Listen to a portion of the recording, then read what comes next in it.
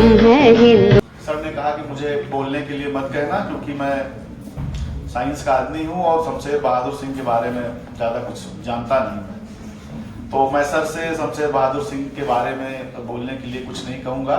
मैं चाहता हूँ कि सर आएँ, बस आप लोगों को अपना आशीर्वाद दें, तो सब प्रेरित करें।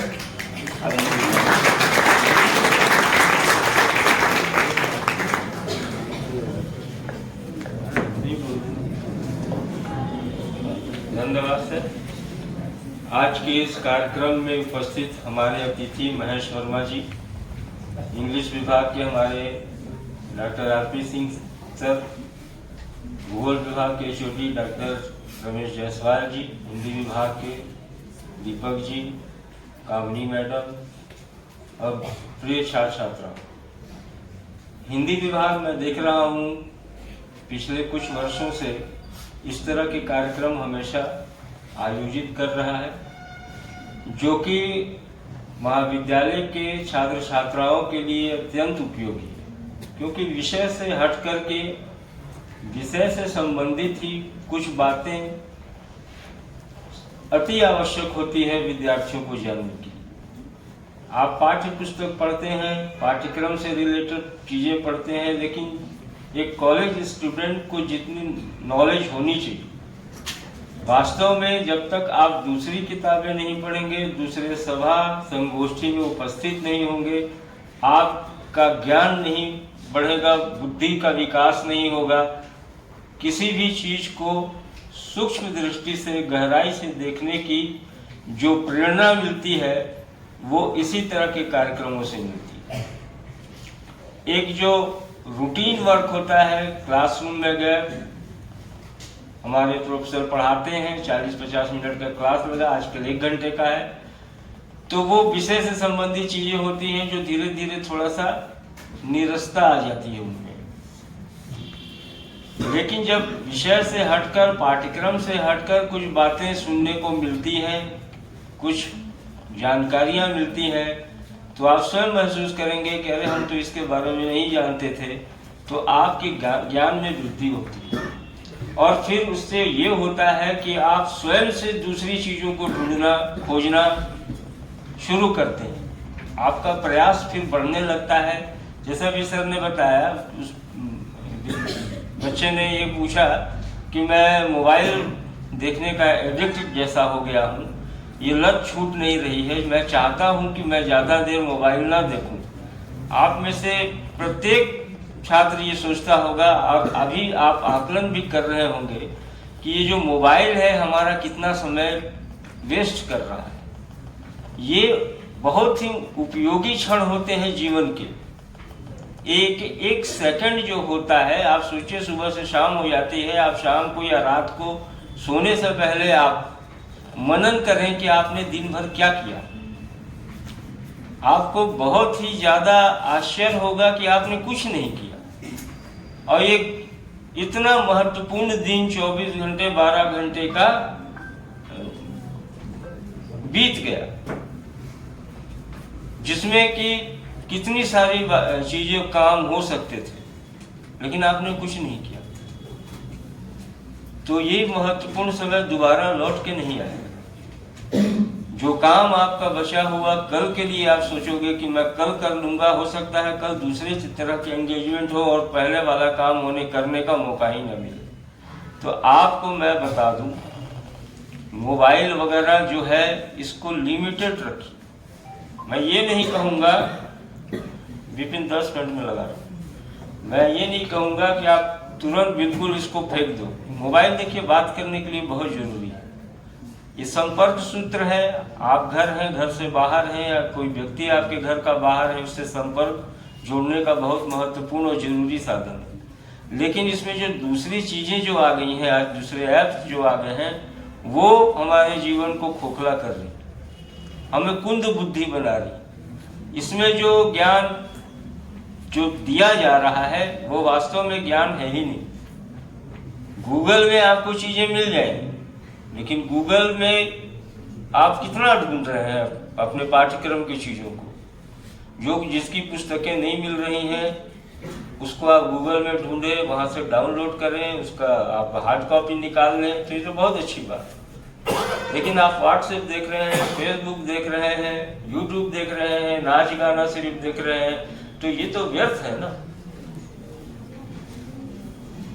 आज आप पढ़ रहे हैं, आपको कंपटीशन की तैयारी करनी है, तो कंपटीशन की तैयारी व्हाट्सएप से नहीं हो सकती, फेसबुक से नहीं हो सकता। आप जब तक जिसका उत्तर आपको कहीं किताब में नहीं मिल रहा है, उसको गूगल से आप सर्च करते हैं, तो बहुत अच्छी बात है।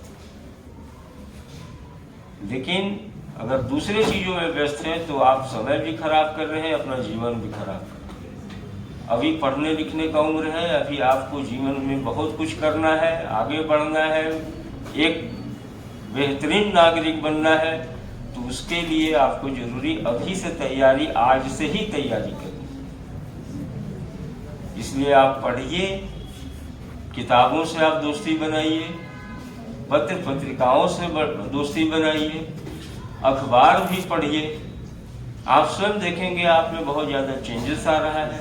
आप मोबाइल का उपयोग कम कर रहे हैं, और दूसरे आप उनका भी आत्मकथा पढ़िए, जिनके इंटरव्यू छपते हैं, जो यूपीएससी पीएससी में टॉप करते हैं, उनको पढ़ करके आप स्वयं सोचेंगे कि ये जो लड़का या लड़की सेलेक्ट हुई है, वो खुद बताते हैं कि हम मोबाइल का उपयोग कितना करते हैं। बिल्कुल नहीं करते। 8 घंटा 9 घंटा सिर्फ पढ़ने में बिताते हैं, बल्कि ज़्यादा भी।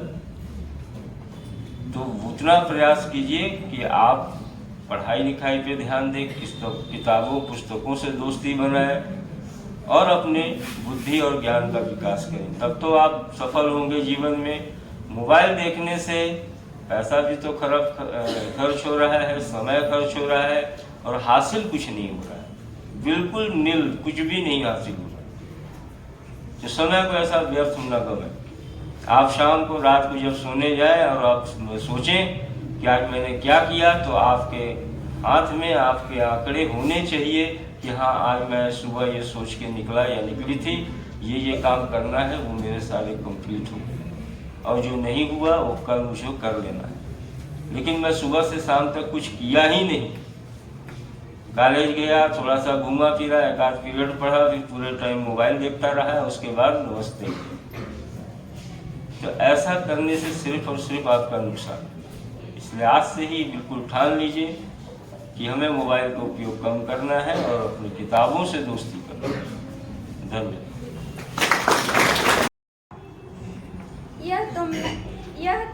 है माँ की ममता की छाया,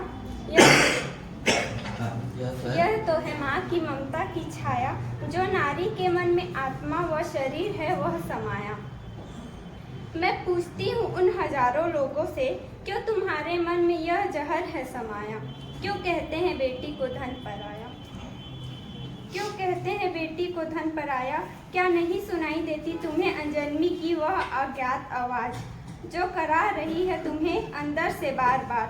मत छीनो उससे उनके जीने का अधिकार, आने दो उन्हें भी जीवन में, लेने दो उन्हें भी सांस।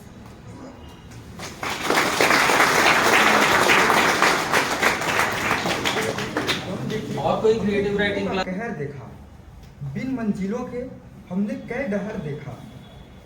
जब से मैंने तुम्हें देखा, न गांव है न गलियां है, ना कोई शहर यहाँ, न सुबह है न शाम है, ना कोई दोपहर यहाँ। खुशी और गम बिखरे अब ना कोई कहर है, बस तेरी यादें हैं और यादों में तू है।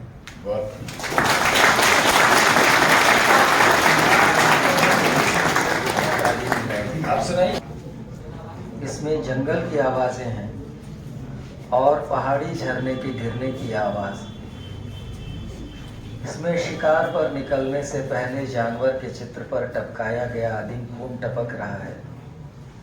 तेज हवाओं की आवाज़ें हैं इसमें और आग चटकने की आवाज़। बहुत साफ और उजली इस इमारत के वैभव से अबाधित उसके रुदन से यहाँ जंगल उतर आया है। लंबी हिचकियों के बीच उसे याद आते जाएंगे मृतक के साथ बीते साल, उसके बोल, उसका गुस्सा। इन्हें वह गूंथती जाएगी अपनी आवाज़ के धागे पर मृतक की आखिरी माला के लिए। यह मृत्यु के बाद का पहला गीत है उस मृतक के लिए। इसे वह जीते जी नहीं सुन सकता था। और हम बहरहाल उन लोगों के साथ हैं जिनकी नींद खराब होती है ऐसी आवाज़ों से।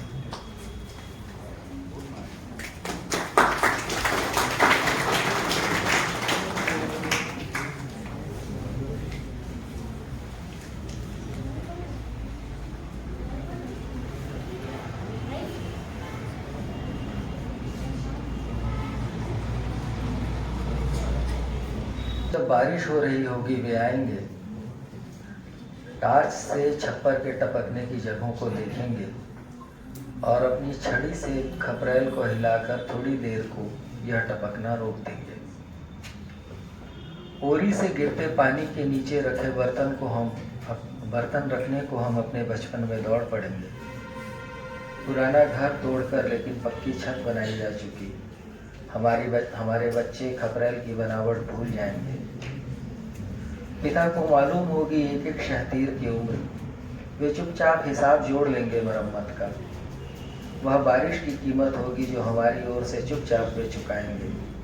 उनका छाता, रेनकोट और बरसाती जूता छूने की अब भी हमारी हिम्मत नहीं है। न उनके जैसा डील डॉल किसी भाई को मिला है। माँ उस सूखे रेनकोट को छू रही है। पिता आएंगे।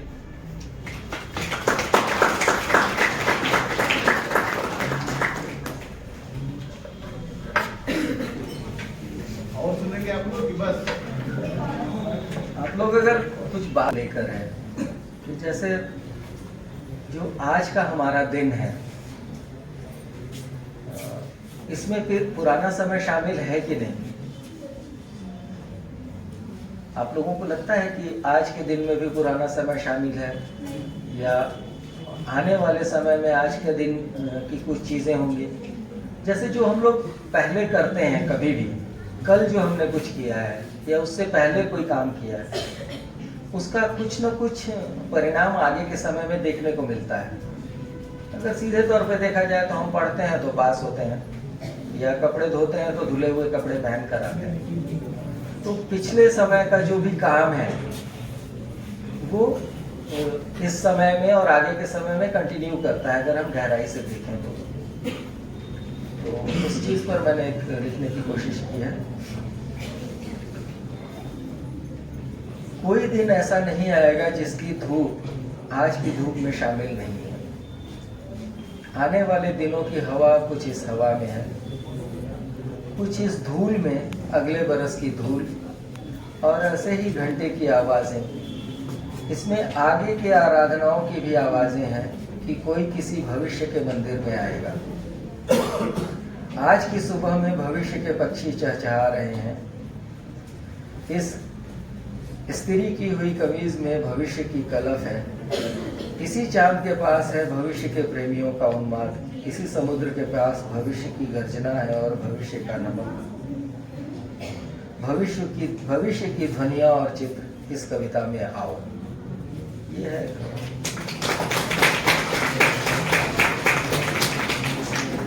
आइए।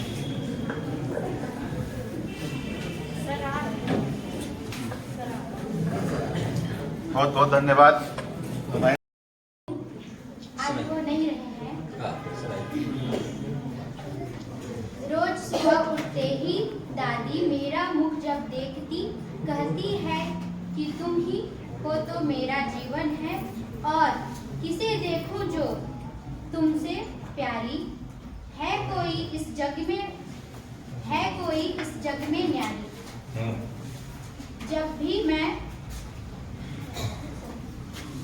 जब आगे का सोचती, कहती है आज जो मेरा जीवन है वो आपकी ही बदौलत है। तुम ही हो मेरी जीवन की खुशियाँ, कभी भी ना मुझसे मुंह मत मोड़ना।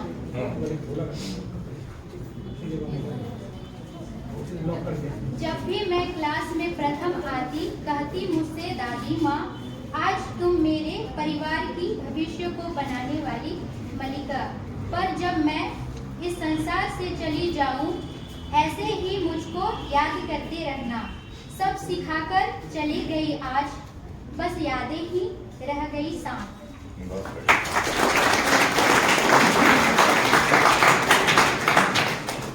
आ जाओ, आगे आ जाओ।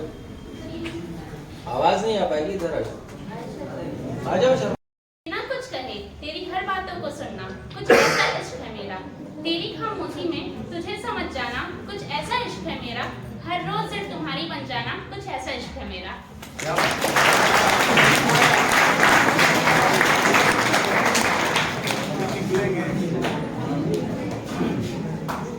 देखो अब बाकी लोग भी जमा कर लीजिए, उसको एक तरतीब देने की कोशिश कीजिए।